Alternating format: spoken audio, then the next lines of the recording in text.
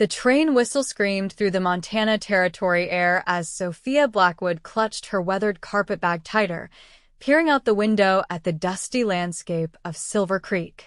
The year was 1878, and at 22 years old, she had traveled over 1,000 miles from Boston to marry a man she'd never met, armed with nothing but a handful of letters and the desperate hope for a better life than the one she'd left behind. Sophia smoothed her navy travel dress, its once crisp collar now wilted from the 4-day journey. The letter from Mr. Harold Jenkins had been clear enough, a successful rancher seeking a respectable Eastern bride to bring civilization to his home. What the letter hadn't mentioned was his expectation of complete subservience, a detail Sophia would discover all too soon. As the train lurched to a stop, billowing steam across the small wooden platform, Sophia gathered her courage along with her belongings. Outside the window, a small crowd had gathered, mostly men in work clothes and wide-brimmed hats, with a few women in practical frontier dresses. She scanned the faces, wondering which belonged to her future husband. Silver Creek Station, the conductor called, swinging through the passenger car. Sophia rose, balancing carefully as the train settled. "This is where I begin again," she whispered to herself, clutching the cameo brooch at her throat. The last gift from her mother before consumption had claimed her life 2 years prior. The platform boards creaked beneath her buttoned boots as Sophia stepped down from the train. The late May sun beat down with an intensity she'd never experienced in Massachusetts, and she squinted against the brightness, scanning the crowd. Miss Blackwood, a tall, broad-shouldered man with a neatly trimmed gray beard, approached her. His black suit and string tie marked him as a man of some means, though his face seemed carved from granite, weathered by sun and years. "Mr. Jenkins?" Sophia extended her gloved hand. "I'm pleased to finally make your acquaintance." Jenkins nodded curtly, barely touching her hand before releasing it. "You've had a long journey. My wagon is this way." "No warm welcome, no smile." Sophia suppressed a sigh and followed him through the bustling station. Silver Creek was smaller than she'd imagined from his letters, a single main street lined with false-fronted buildings, a church steeple visible at the far end, and scattered homes beyond. The smell of livestock, dust, and wood smoke filled the air. "Your letters didn't mention how beautiful the mountains are," Sophia ventured, gesturing to the distant peaks that framed the valley. Jenkins grunted noncommittally as he loaded her trunk into a plain buckboard wagon. "Beauty doesn't bring in crops or cattle. You'll find life here is about practicality, Miss Blackwood." The ride to the Jenkins ranch was largely silent, save for Sophia's occasional questions about the landscape or the town, most of which earned only the briefest responses. The ranch itself, when they finally arrived after an hour's journey, was impressive, a 2-story white clapboard house with a wide porch, surrounded by several outbuildings and corrals.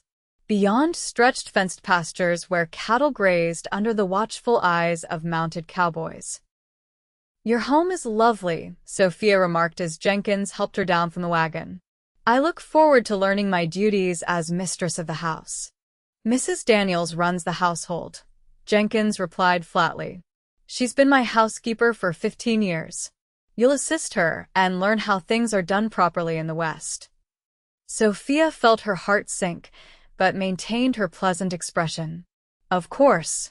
I'm eager to contribute however I can." The interior of the house was unexpectedly refined, with polished wood floors, good furniture, and even a piano in the parlor. A thin, severe-looking woman with iron gray hair pulled into a tight bun appeared from what Sophia assumed was the kitchen. "Mrs. Daniels, this is Miss Blackwood," Jenkins said. "Show her to her room and explain her duties." "Yes, Mr. Jenkins." Mrs. Daniels gave Sophia a measuring look. "Come along, Miss Blackwood." "I'll leave you women to get acquainted," Jenkins said. "We'll have dinner at 6 sharp. I have ranch business to attend to." With that, he was gone, and Sophia found herself following Mrs. Daniels up a narrow staircase to a small bedroom at the back of the house. The room was neat and clean, with a simple iron bed, a washstand, and a narrow wardrobe. "This will be your room until the wedding," Mrs. Daniels informed her. "Mr. Jenkins has arranged for the ceremony to take place next Sunday after church services." "So soon?" Sophia couldn't hide her surprise. We've only just met. Mrs. Daniels raised an eyebrow. "What did you expect, Miss Blackwood? Mr. Jenkins didn't send for you to have a lengthy courtship. He needs a wife, not a sweetheart." Sophia set her carpetbag on the bed. "I understand. I just thought we might have some time to become better acquainted before." "Mr. Jenkins is a busy man," Mrs. Daniels interrupted. "He's built this ranch from nothing, and he doesn't have time for Eastern sentimentality. He needs a wife who knows her place and doesn't question his judgment." "I see." Sophia straightened her shoulders. "And what are my duties to be, Mrs. Daniels?" The older woman listed a series of household tasks assisting with cooking, mending, laundry, and gardening, making it clear that despite Sophia's future title as Mrs. Jenkins, she would have little actual authority in the household. "Mr. Jenkins values order and routine," Mrs. Daniels concluded. "He doesn't appreciate surprises or opinions." She emphasized the last word with clear warning. That evening at dinner, Sophia attempted to engage her future husband in conversation, asking about his business, his interests, and his plans for the ranch. "The cattle business isn't for women to concern themselves with," Jenkins responded, cutting his steak with precise movements. "Your education in Boston may have filled your head with notions, but out here, a woman's place is managing the home and eventually raising children. Nothing more." Sophia set down her fork carefully. "Mr. Jenkins, while I understand and respect the division of responsibilities, I've always believed that a true partnership in marriage benefits from open communication. My father always discussed business matters with my mother and valued her perspective." Jenkins' face darkened. "Your father's household is not mine, Miss Blackwood. In my house, I make the decisions and set the direction. A wife's duty is to support, not to question." "Surely you didn't request an educated woman from the East if you wanted someone who couldn't think for herself," Sophia replied, trying to keep her tone light despite the tension building inside her. Jenkins placed his knife and fork down with deliberate care. "I requested an educated woman because I expected she would understand the value of propriety and her proper place. Education should teach a woman refinement and household management, not encourage her to meddle in men's affairs." Sophia bit back a sharper retort. "I apologize if I've overstepped. I'm simply trying to understand my role as your future wife. Your role is simple: to be obedient, modest, and devoted to making my home comfortable. Nothing more, nothing less." The rest of the meal passed in uncomfortable silence. As Sophia helped Mrs. Daniels clear the dishes afterward, the housekeeper gave her a pointed look. "You do well to mind your tongue, Miss Blackwood. Mr. Jenkins doesn't tolerate women who speak out of turn." The following days fell into a routine. Sophia rose early to help with breakfast, then spent her mornings learning the running of the household under Mrs. Daniels' critical eye. Every attempt to introduce new ideas or suggest improvements was firmly rejected. "That's not how we do things here," became a refrain Sophia heard daily. In the afternoons, she was permitted to sit on the porch and sew or read, always with the understanding that she should be prepared to attend to any of Mr. Jenkins' needs should he return from the range. Dinners remained strained affairs, with Jenkins speaking primarily about the weather or giving brief, closed responses to any of Sophia's careful questions. On the fourth day, Sophia ventured into town with Mrs. Daniels to be fitted for a wedding dress. As they waited in the dressmaker's shop, Sophia noticed a commotion outside. A small crowd had gathered around two men who appeared to be arguing in front of the mercantile. "Cattle prices won't hold if the railroad changes its shipping schedules," one man was saying, his voice carrying through the open shop door. Telling you, Patterson, you're overcautious, the other replied. The market's never been stronger. Sophia leaned forward, her interest piqued by the economic discussion. The man called Patterson was tall and broad-shouldered, with sun-bronzed skin and dark hair visible beneath his worn leather hat.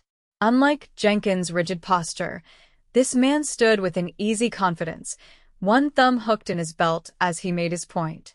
"Mrs. Daniels, who is that man?" Sophia asked. The housekeeper glanced out, her lips thinning. "That's Preston Patterson. Owns the neighboring ranch to the north. Been a thorn in Mr. Jenkins' side for years." "Why is that?" "They disagree on nearly everything: grazing rights, water access, cattle breeding. Plus, Patterson employs all sorts of people Mr. Jenkins wouldn't allow on his property: Mexicans, a few freed slaves, even a Chinese cook." Sophia watched with growing interest as Patterson laughed at something, the sound rich and genuine. "He seems different from Mr. Jenkins." "He's trouble," Mrs. Daniels said flatly. "Mr. Jenkins says he has dangerous ideas about how the West should develop. Lets his ranch hands speak to him, as if they were equals." Before Sophia could respond, the dressmaker returned with fabric samples, and she was pulled back into wedding preparations that felt increasingly like arrangements for her own imprisonment. That Sunday, Sophia attended church with Jenkins, sitting stiffly beside him in the small white building. She felt the curious stares of the townspeople, all eager to see the Eastern bride Jenkins had imported. After the service, Jenkins introduced her to various neighbors and business associates, his hand gripping her elbow just a little too tightly whenever she spoke. "Miss Blackwood seems quite articulate," commented the banker's wife after Sophia had discussed the latest novel she'd read. "Perhaps too much so," Jenkins replied with a tight smile. "We'll soon have her properly settled into ranch life." As they moved through the crowd, Sophia suddenly found herself face to face with Preston Patterson. Up close, his eyes were a startling blue beneath dark brows, with smile lines etched at the corners. He removed his hat, revealing thick dark hair with a single streak of silver at the temple. "Jenkins," he nodded, then turned to Sophia with a genuine smile. "You must be Miss Blackwood. Welcome to Silver Creek." "Thank you, Mr. Patterson," Sophia replied, noting how Jenkins' grip on her arm tightened further. "Boston, I hear? Beautiful city. I spent some time there after the war, attending agricultural lectures at Harvard." Sophia's eyes widened with interest. "Really?" "My father was a professor of literature there." "Patterson," Jenkins cut in, "we won't keep you from your Sunday obligations." Patterson's eyes never left Sophia's. "I hope Silver Creek proves to be everything you're hoping for, Miss Blackwood. Though I suspect a woman of your obvious intelligence might find our little town somewhat limiting. She'll be too busy learning her duties as Mrs. Jenkins to worry about being limited," Jenkins replied coldly. "Come along, Sophia." As Jenkins steered her away, Sophia couldn't help glancing back. Patterson was still watching her, a thoughtful expression on his face. Something fluttered in her chest, recognition, perhaps, of a kindred spirit in this strange new world. The following day, Sophia was hanging laundry in the garden when she heard hoofbeats approaching. Shading her eyes, she saw Preston Patterson dismounting from a handsome chestnut gelding. He tipped his hat when he saw her. "Miss Blackwood, I hope I'm not intruding." "Mr. Patterson, Mr. Jenkins isn't here at present. He's out with the cattle." "Actually," Patterson said, approaching the fence that separated them, "I came to return this book to Mrs. Daniels. She lent it to my housekeeper." He held up a volume of household management. Sophia smiled. "I didn't realize the households exchanged books, given what I've heard about the relations between your ranches." Patterson laughed. "The feud is mostly Jenkins' doing. I try to be neighborly despite our differences." He glanced at the book in his hand. "Do you enjoy reading, Miss Blackwood?" "Very much. It's one comfort I hope to maintain here, though, Mr. Jenkins seems to think it fills my head with inappropriate ideas. Something flashed in Patterson's eyes. And what sort of ideas might those be? Sophia hesitated, then decided honesty couldn't worsen her already tenuous position. That women might have thoughts worth expressing. That partnership rather than subjugation makes for a stronger marriage. Patterson's gaze intensified. Dangerous notions indeed, he said, though his tone suggested he thought otherwise. You know, Miss Blackwood, my library is quite extensive for these parts. You'd be welcome to borrow any volumes that interest you. That's very kind, but I doubt Mr. Jenkins would approve of me accepting such an offer. The invitation stands nonetheless. He handed her the book. Perhaps you could give this to Mrs. Daniels? And let her know Juanita found the pickling recipes especially useful. As Sophia took the book, their fingers brushed momentarily. I will. Thank you, Mr. Patterson. He mounted his horse with fluid grace. The West can be harsh, Miss Blackwood, but it also offers freedoms not found elsewhere for those brave enough to claim them. With that cryptic statement, he tipped his hat and rode away, leaving Sophia staring after him, the book clutched to her chest. That evening, when she mentioned Patterson's visit while serving dinner, Jenkins' reaction was explosive. You spoke with that man? Alone. We exchanged merely a few words, Sophia replied, startled by his vehemence. He brought a book to return to Mrs. Daniels. That's a flimsy excuse. Patterson's no friend to this household, and I won't have my future wife consorting with him. Consorting? Mr. Jenkins, I was hanging laundry in broad daylight. Jenkins slammed his hand on the table. Don't raise your voice to me, woman. This is precisely the sort of behavior I won't tolerate.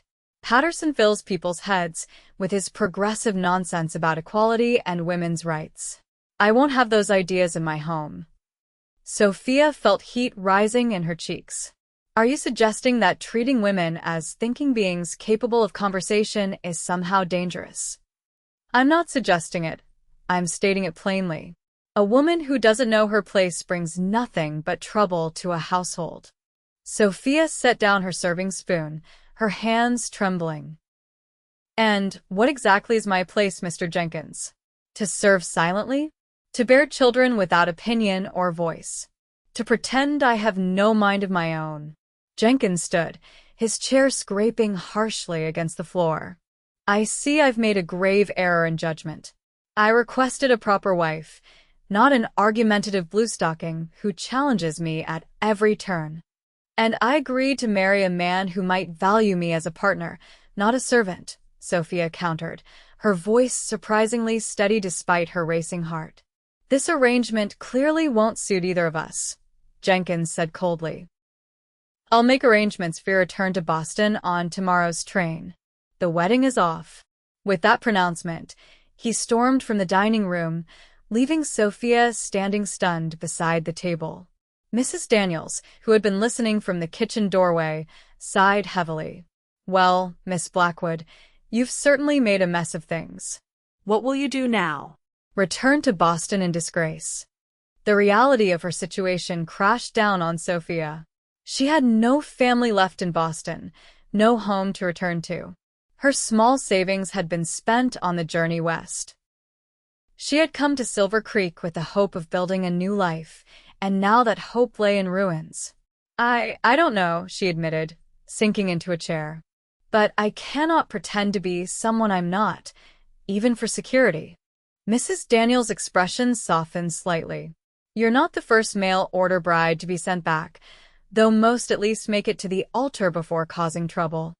She hesitated, then added, There's a small boarding house in town. Mrs. Whitfield is a decent sort. She might take you in while you sort yourself out. Thank you, Sophia whispered, fighting back tears.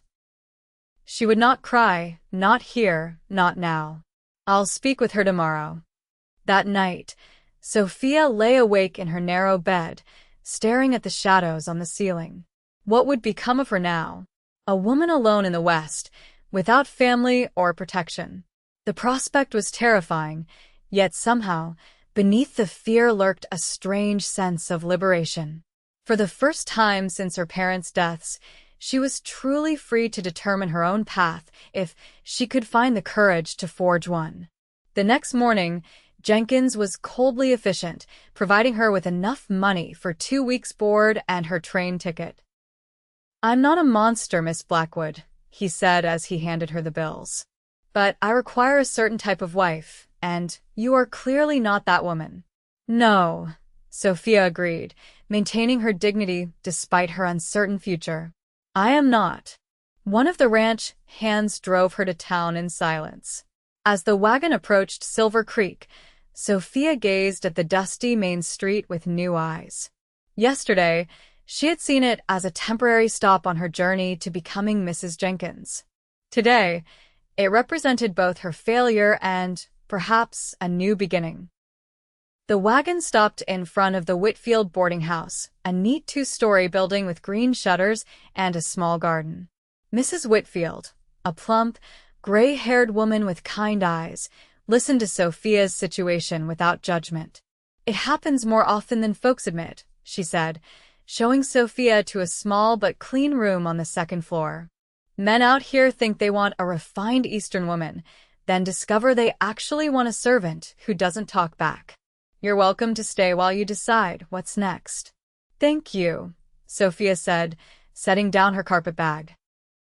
"I'll need to find work quickly. Do you know of any positions available in town?" Mrs. Whitfield considered this. "The schoolteacher, Miss Perkins, has been looking for an assistant. She's getting on in years and finds managing all the children difficult. It doesn't pay much, but it might suit a woman of your education." Hope flickered in Sophia's chest. "I would be very interested in such a position. Could you introduce me?" "Certainly. We'll call on her this afternoon." Miss Perkins, a thin, bird-like woman with spectacles and a perpetual squint, received them in the one-room schoolhouse at the edge of town. She questioned Sophia rigorously about her education and experience with children, then nodded briskly. "You'll do, I suppose. I need someone to take the younger children while I focus on the older ones. $5 a week, with Saturdays and Sundays free. Can you start tomorrow?" "Yes, absolutely," Sophia replied, relief washing through her. It wasn't much, but it would keep her fed and housed while she determined her next steps. Word of Sophia's broken engagement spread quickly through Silver Creek's gossip channels. Some townsfolk were coldly polite, clearly siding with Jenkins, while others seemed quietly impressed that she had stood her ground. The women, in particular, watched her with a mixture of curiosity and wary respect. Sophia threw herself into her new role at the school, finding unexpected joy in teaching the youngest children their letters and numbers. The simple satisfaction of watching a child's face light up with understanding helped ease the sting of rejection and uncertainty. A week after her arrival at the boarding house, Sophia was returning from the schoolhouse with an armful of papers to grade when she nearly collided with Preston Patterson outside the mercantile. "Miss Blackwood," he said, steadying her with a gentle hand on her elbow. "I'd heard you were staying in town. I'm sorry about what happened with Jenkins." Sophia felt a blush rising in her cheeks. "News travels quickly, it seems." "It's a small town," Patterson agreed, his blue eyes studying her face. "Are you all right?" "I'm managing," she replied honestly. "Miss Perkins has hired me as her assistant at the school." A smile spread across his face. "Those children are fortunate. Jenkins was a fool to let you go." "That's kind of you to say, but Mr. Jenkins and I clearly wanted different things for marriage." Patterson nodded. "I understand you spoke your mind. That's something to be admired, not rejected." He hesitated, then added, "My offer about the books still stands. In fact, I'm having some new volumes delivered on tomorrow's stage. Perhaps you'd like to stop by my ranch on Saturday to see if any interest you." Sophia hesitated. Visiting a bachelor's home alone would certainly raise eyebrows in Silver Creek, potentially damaging her already precarious reputation. Patterson seemed to read her thoughts. "My housekeeper, Mrs. Ortega, Would be delighted to meet you. And my foreman's wife often visits to use our library as well. You'd be perfectly proper company. The sincerity in his eyes convinced her. Thank you. I would enjoy that very much. Excellent. I'll send a wagon for you around 10 if that suits. Sophia nodded, surprised at the flutter of anticipation in her stomach. That would be fine. Thank you, Mr. Patterson. Preston, please, he said with a warm smile. I think we can dispense with formality, don't you? Then you must call me Sophia. He tipped his hat. Until Saturday, Sophia. Saturday dawned clear and bright. Sophia dressed carefully in her best remaining dress, a forest green poplin with black piping that brought out the gold flecks in her hazel eyes.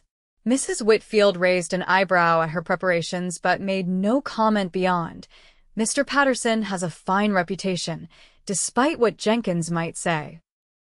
The wagon arrived precisely at 10, driven by a young Mexican man who introduced himself as Miguel, Patterson's assistant foreman. The journey to the Patterson ranch took them north of town, following a well-maintained road that wound through rolling grasslands dotted with wildflowers. Unlike Jenkins' stark white clapboard house, Patterson's ranch home was built of honey-colored local stone, with a deep porch wrapping around 3 sides. Flower gardens bordered the approach, and several large shade trees surrounded the house. It looked settled, welcoming a home rather than merely a statement of prosperity. Preston himself came out to greet her as the wagon approached, helping her down with strong, careful hands. Welcome to Cottonwood Ranch, Sophia. It's beautiful, she said sincerely, taking in the flourishing gardens and the mountains rising behind the house. So different from the Jenkins place. I believe a home should comfort the spirit, not just shelter the body, Preston replied, offering his arm to lead her up the porch steps. Inside, the house was equally inviting, with polished wood floors covered with colorful rugs, comfortable furniture arranged for conversation rather than formality, and walls lined with bookshelves. Mrs. Ortega, a dignified Mexican woman in her 50s, greeted Sophia warmly in accented English. Mr. Patterson says you are a teacher now, she said, serving coffee and fresh-baked pastries in the sunny parlor. My granddaughter Louisa is in your class. She speaks very highly of you. Louisa is a bright girl, Sophia replied. Her English is improving rapidly. That's partly your doing, Preston said. The previous assistant insisted the Mexican children sit in the back and didn't bother much with them. That's terrible. Every child deserves education. Preston's eyes warmed. Exactly my thinking. It's one of many points on which Jenkins and I disagree.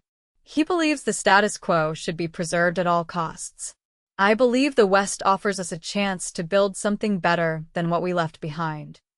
Their conversation flowed easily, moving from education to books to Preston's innovative ranching methods.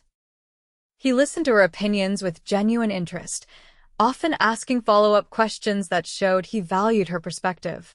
After lunch, Preston showed her his library, a large room at the back of the house with floor-to-ceiling bookshelves and comfortable reading chairs positioned near windows that overlooked the mountains. This is magnificent, Sophia breathed, running her fingers along the spines of books ranging from classics to the latest scientific journals. How did you manage to build such a collection so far from civilization? Preston laughed. I'm not sure the residents of Silver Creek would appreciate being described as far from civilization, but I take your point. Some came with me from back east, others I order regularly. Books are my one extravagance. A worthy one, Sophia said, pulling out a volume of Emerson's essays. My father loved Emerson. We would read him aloud in the evenings. Take it with you, Preston urged. And anything else that catches your eye. By the time Sophia left Cottonwood Ranch that afternoon, she carried 3 books and a sense of connection she hadn't felt since leaving Boston. Preston himself drove her back to town, their conversation never lagging during the journey. I've enjoyed today immensely, he said as they approached the boarding house. Would you consider visiting again next Saturday? The apple trees in the orchard should be in full bloom by then. I'd like that very much, Sophia replied, her heart lighter than it had been in months. Over the following weeks, a pattern emerged. Sophia taught at the school during the week and visited Cottonwood Ranch on Saturdays. Sometimes they rode out across the ranch on gentle horses, Preston pointing out landmarks and explaining his cattle-raising methods. Other days, they simply sat in the library or on the porch, discussing books, ideas, and their experiences. She learned that Preston had fought for the Union during the Civil War, returning home to Pennsylvania to find his parents dead from fever and the family business sold to pay debts. With nothing to keep him east, he had headed west, working as a cowhand before saving enough to buy his own small spread 7 years ago. I made plenty of mistakes those first years, he admitted during one of their rides. But I was fortunate to find good men willing to work with me, not just for me. That's the secret to my success, I think, treating people as partners in the enterprise. Sophia found herself sharing her own story, her happy childhood as a professor's daughter, the devastating loss of both parents within a year of each other, and her decision to become a mail-order bride when her teaching position at a small ladies' academy was eliminated. I had few options, she explained as they sat beneath a blooming apple tree, the sweet scent of blossoms surrounding them. A woman alone has limited paths available to her. That's changing slowly, Preston said. Out here especially. The West needs women too badly to confine them to parlors and kitchens. In town, Sophia became aware of speculative glances and whispers as her regular visits to Cottonwood Ranch became known. Mrs. Whitfield finally addressed the matter one evening as they sat on the boarding house porch. People are talking, my dear. Not that I give two figs about gossip, but you should know your reputation is at stake. Sophia sighed. We've done nothing improper. Mrs. Ortega is always present, and often others from the ranch as well. It's not what you're doing, it's what it suggests, Mrs. Whitfield replied gently. A young woman spending time with a bachelor of means, so soon after breaking an engagement. Well, some wonder if you rejected Jenkins because you had your sights set higher. That's absurd. I didn't even know Preston when I arrived here. I believe you, dear. But Silver Creek has a long memory and a taste for scandal. Just be careful. The warning troubled Sophia more than she wanted to admit. She valued her growing friendship with Preston too much to jeopardize it with gossip, yet she couldn't deny that her feelings for him had developed beyond mere friendship. His intelligence, kindness, and respect for her mind had awakened emotions she'd never experienced before, a quickening of her pulse when he helped her onto her horse, a warmth that spread through her chest when their eyes met during conversations.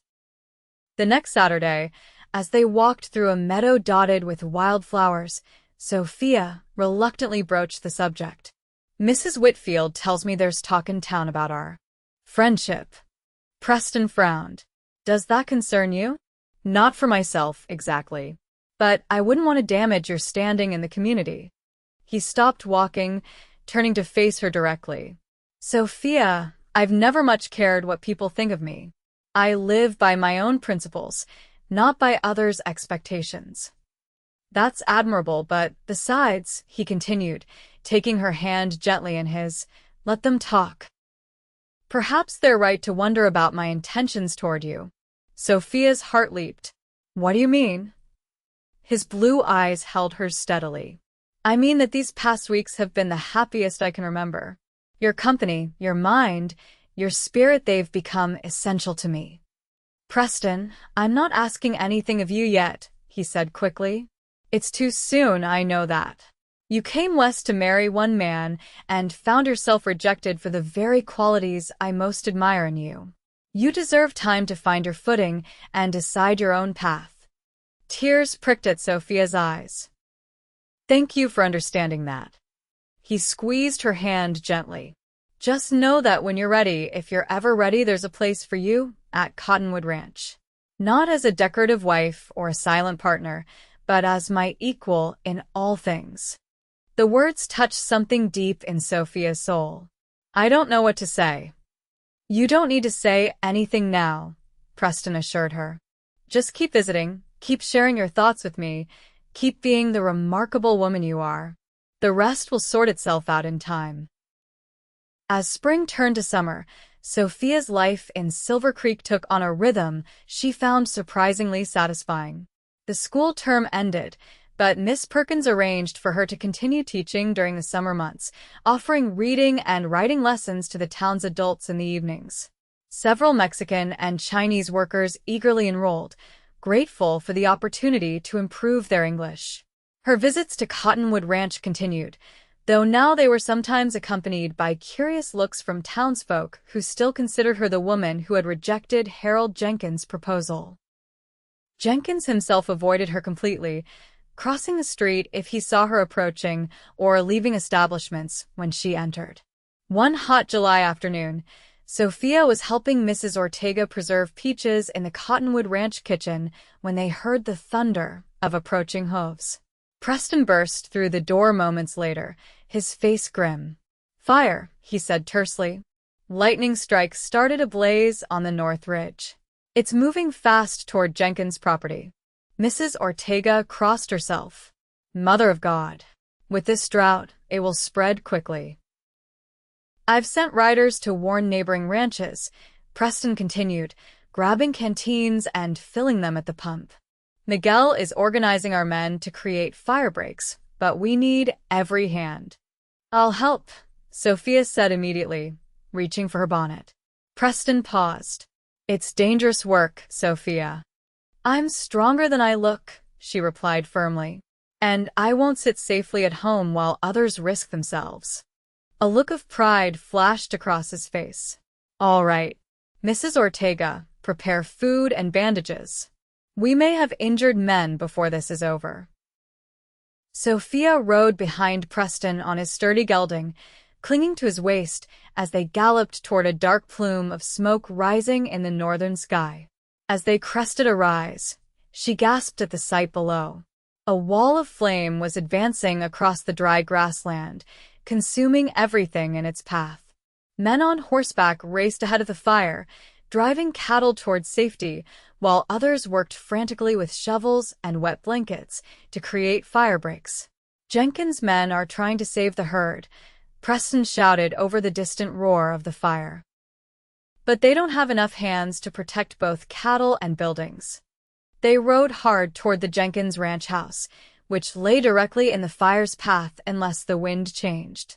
As they approached, Sophia saw Chaos Ranch hands running with buckets, women from the kitchen staff frantically dousing the roof with water, and Jenkins himself standing in the yard, shouting contradictory orders that added to the confusion. Preston dismounted and strode toward his neighbor. Jenkins, you need to evacuate. The fire's moving too fast. You won't save the house. Stay off my property, Patterson. Jenkins snarled. I don't need your advice or your help. This isn't about our differences, Preston argued. It's about saving lives. My men are creating fire breaks to the west. If yours join them, we might be able to divert the flames. I give the orders on my land, Jenkins insisted, his face flushed with heat and anger. Sophia slid from the horse and approached. Mr. Jenkins, please listen. Mr. Patterson has experience with prairie fires. His plan could save your home. Jenkins' expression hardened at the sight of her. So that's it. You've come to gloat at my misfortune with your new protector. That's unfair and untrue, Sophia replied steadily. No one wants to see your ranch destroyed. A young ranch hand ran up, his face streaked with soot. Mr. Jenkins. Fires jumped the creek. It's heading straight for the barn and the house. Jenkins' resolve visibly wavered. The barn contained not only livestock, but the winter hay supply, a devastating loss if destroyed. Fine, he growled at Preston. What do you suggest? For the next 2 hours, Sophia worked alongside everyone else, filling buckets, wetting down structures, and helping evacuate the house of valuable papers and irreplaceable possessions. The heat was intense, the smoke choking, but she pushed through her exhaustion. She was helping Mrs. Daniels carry a trunk of linens when she heard shouts of alarm. Looking up, she saw sparks carried on the wind landing on the Jenkins house roof, smoke beginning to curl from the wooden shingles. "Water. We need water on the roof," someone yelled. Preston organized a bucket line, passing water up to men on ladders who fought the spreading flames. Jenkins worked alongside them, his face set in grim determination. Sophia joined the line, her arms aching as she passed heavy buckets for what seemed like hours. Just when it seemed they might lose the battle, the wind shifted, driving the main fire away from the ranch buildings and toward areas already burned out. A cheer went up from the exhausted firefighters as they realized the immediate danger had passed. As darkness fell, the fire continued to burn in the distance, but its path now led away from inhabited areas. Men were dispatched to monitor its progress, while others collapsed in exhaustion around the Jenkins ranch yard. Mrs. Daniels, showing unexpected kindness, organized food and coffee for everyone who had helped fight the fire. Sophia found herself sitting on an overturned barrel, accepting a cup of coffee with trembling hands, her face and clothes streaked with soot. "You worked harder than most men today," came Preston's voice as he lowered himself to sit beside her. His face was blackened with smoke, his clothes singed in places, but his eyes were bright with admiration. "I did what needed doing," she replied simply. "As did you. Jenkins' place would be ashes without your help organizing the house staff." That was quick thinking, creating a secondary bucket line for the outbuildings. Before she could respond, Jenkins himself approached, his usual rigid posture softened by exhaustion. He cleared his throat awkwardly. "Patterson. Miss Blackwood. I owe you both my thanks. Your assistance today saved my ranch." Preston nodded. Any neighbor would have done the same.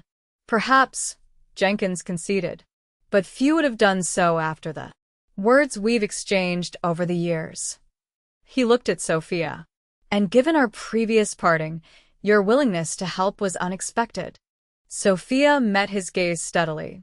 "I would never wish destruction on anyone, Mr. Jenkins, regardless of personal differences." Something shifted in Jenkins' expression, not quite respect, but perhaps a reassessment. "You showed considerable courage today, Miss Blackwood. I may have misjudged certain qualities in you." It wasn't an apology, but from Harold Jenkins, it was extraordinary. Sophia inclined her head in acknowledgement. "Thank you for saying so." Jenkins turned back to Preston. "Your men are welcome to rest here before returning to your ranch. Mrs. Daniels will see to their needs." "I appreciate that," Preston replied, the long-standing tension between the men noticeably eased. After Jenkins walked away, Preston took Sophia's hand, his thumb gently stroking her soot-stained knuckles. That might be the closest thing to humility I've ever seen from Harold Jenkins. "The fire has reminded everyone what truly matters," Sophia said softly. "Property can be rebuilt, but lives can't be replaced." Preston's gaze intensified. "Watching you today, your courage, your quick thinking, your refusal to give in to fear, I've never been more certain of anything in my life." He took a deep breath. "I love you, Sophia Blackwood. I think I've loved you since the moment you stood in my library and debated the merits of Thoreau versus Emerson." Sophia's heart soared despite her exhaustion. "And I love you, Preston Patterson. Not because you rescued me when I needed help, but because you never once treated me as anything less than your equal." He leaned forward, his hand gently cupping her cheek, and kissed her softly, heedless of the people around them. "Marry me," he whispered against her lips. "Be my partner in all things the ranch, our home, our life together." "Yes," she replied without hesitation. Yes to all of it. News of their engagement spread through Silver Creek like the prairie fire they'd just fought, generating nearly as much heat in gossip circles. Some whispered that Sophia had schemed her way from one wealthy rancher to an even wealthier one, while others romanticized the story of the Eastern bride who found true love after rejection. Sophia paid little attention to the talk. The summer passed in a whirlwind of teaching, helping Preston with ranch accounts, and planning their October wedding. To her surprise, Harold Jenkins became, if not friendly, at least civil, when their paths crossed in town. The shared experience of fighting the fire had created a grudging respect between the neighboring ranchers. On a perfect autumn day with aspen trees glowing gold against the mountains, Sophia stood in the Silver Creek church beside Preston, speaking vows that promised partnership rather than obedience. She wore a simple gown of ivory silk, her mother's cameo at her throat, and carried wildflowers gathered from the meadows of Cottonwood Ranch. "I take you as my husband and my equal," she added to the traditional vows, her voice clear and confident. "To stand beside you, not behind you, sharing all of life's joys and burdens as true partners." Preston's eyes shone as he repeated similar words. "I take you as my wife and my equal, promising to value your mind as much as your heart, to listen when you speak, and to walk beside you through all of life's journeys." The reception that followed at Cottonwood Ranch brought together people from all walks of life, ranch hands and townspeople, Mexicans and Anglos, even a delegation from the nearby Ute tribe with whom Preston had established peaceful trading relations. Harold Jenkins made a brief appearance, offering stilted congratulations before departing. As twilight fell, Preston led Sophia away from the celebrations to the apple orchard where they had first acknowledged their growing feelings. Lanterns hung from the branches, casting a golden glow over the secluded spot. "Mrs. Patterson," he said, drawing her into his arms. "Are you happy with your decision to become a rancher's wife after all?" Sophia smiled up at him. "I'm happy with my decision to become your wife. The ranch is merely a bonus." "I was thinking," Preston said, tucking a strand of hair behind her ear, "about expanding the school program you started this summer.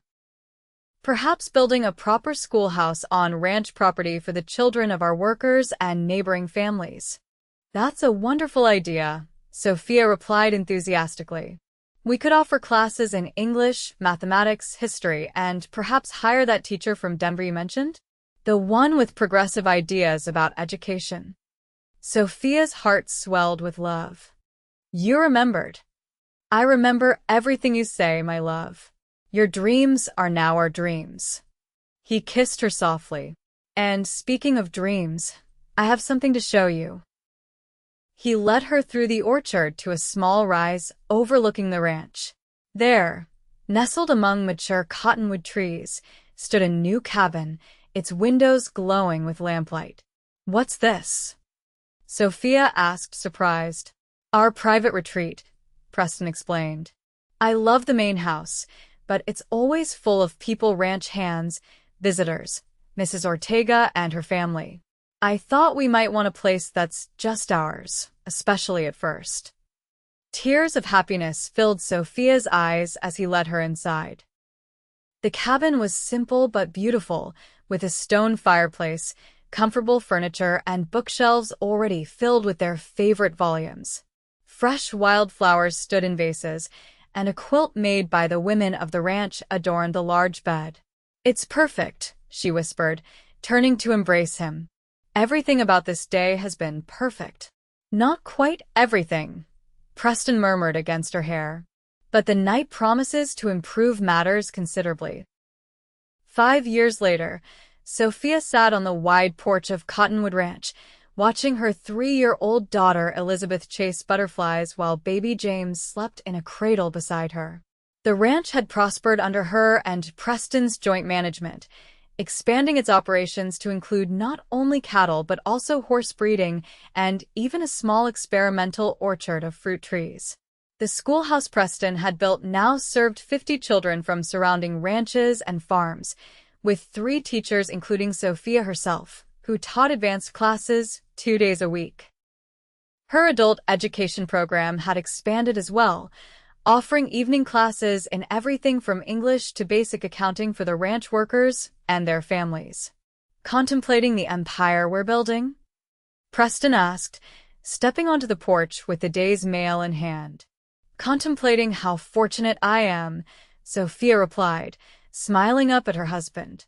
The past 5 years had added a few strands of silver to his dark hair and deepened the laugh lines around his eyes, making him even more handsome in her estimation. He sat beside her, dropping a kiss on baby James's head before handing her an envelope. Letter from Boston. Your friend Clara, I believe. Sophia opened it eagerly. Clara had been her closest friend at the Ladies' Academy, where she'd taught before coming west. She's coming to visit. Next spring, once the weather improves. She says she's curious to see if the wild cowboy who stole my heart lives up to my descriptions. Preston laughed. I'll try not to disappoint. You never could. Sophia reached for his hand. Not when you've given me everything I never dare to hope for: love, partnership, purpose. You've given me the same, he replied, his blue eyes warm with love. Plus 2 beautiful children and a third on the way. Sophia's hand went to her stomach in surprise. How did you know? I only just began to suspect myself. You've been humming in the mornings again, the way you did with Elizabeth and James. He smiled. And you've been eyeing my coffee, with that particular look of longing mixed with nausea. Nothing escapes your notice, does it? Not when it comes to you. He pulled her close, his arms strong around her shoulders. I thank God every day that Harold Jenkins was fool enough to reject you for speaking your mind.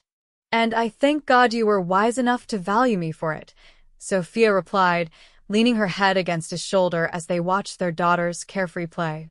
In the distance, the mountains stood solid and eternal against the sky, much like the love they had built together, a love founded on mutual respect, shared dreams, and the courage to speak their minds. Sophia had traveled west seeking security and found instead a man who offered her freedom within the bonds of love, a partner who called her his equal and meant it with all his heart. The mail-order bride who had been rejected for speaking her mind had found her true home on the Montana frontier, not as a silent wife, but as a beloved equal, and in doing so, had helped shape a corner of the West where others might find the same freedom to become their fullest selves.